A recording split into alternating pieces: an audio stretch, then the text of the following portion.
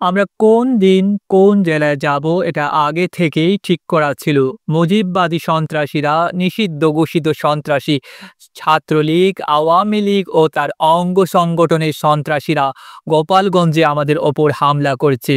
গণ অভ্যুত্থানের নেতৃত্বদানকারীদের হত্যার উদ্দেশ্যে জঙ্গি কায়দায় হামলা করে তারা।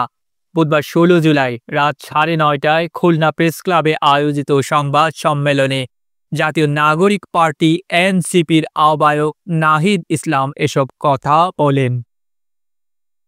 সংবাদ সম্মেলনে এনসিপির সদস্য সচিব আক্তার হোসেন, মুখ্য সংগঠক দক্ষিণাঞ্চল হাসনাত আবদুল্লাহ, মুখ্য সংগঠক উত্তরাঞ্চল সার্জিস আলম, জ্যেষ্ঠ যুগ্ম আহ্বায়ক সামান্তা শারমিন, জ্যেষ্ঠ যুগ্ম সদস্য সচিব তাসনিম জারা প্রমুখ উপস্থিত ছিলেন। বুধবার সন্ধ্যা ৭টার দিকে গাড়ি বহর নিয়ে এনসিপির কেন্দ্রীয় নেতারা গোপালগঞ্জ থেকে খুলনা শহরে ঢোকেন। এর আগে গোপালগঞ্জ শহরের পৌর পার্কে এনসিপির পথসভা শেষ হওয়ার পর আওয়ামী লীগের লোকজন লাঠি সোঁটা নিয়ে এনসিপির নেতাকর্মীদের ওপর হামলা চালান। এর আগে পথসভাস্থলে হামলা, পুলিশের গাড়িতে আগুন ও উপজেলা নির্বাহী কর্মকর্তার গাড়িতে হামলার ঘটনা ঘটে। হামলার পর আইন শৃঙ্খলা রক্ষাকারী বাহিনীর সহায়তায় খুলনায় এসেছেন জানিয়ে সংবাদ সম্মেলনে নাহিদ ইসলাম বলেন, আমরা গোপালগঞ্জের মানুষের সমস্যার কথা শুনতে গিয়েছিলাম, সে বিষয়ে জাতীয় নাগরিক পার্টির ভাবনা কি তা জানাতে গিয়েছিলাম। সমাবেশ সফল হয়েছে।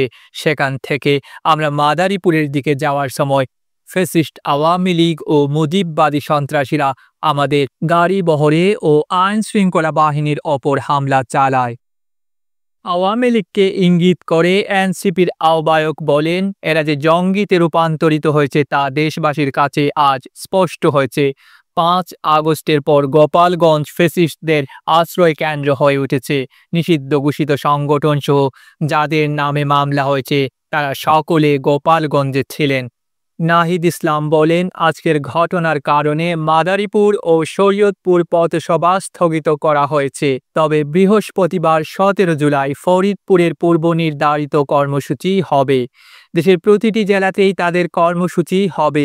যত বাধা বিপত্তি, হত্যা চেষ্টা চলুক, এনসিপির পথসভা থামবে না।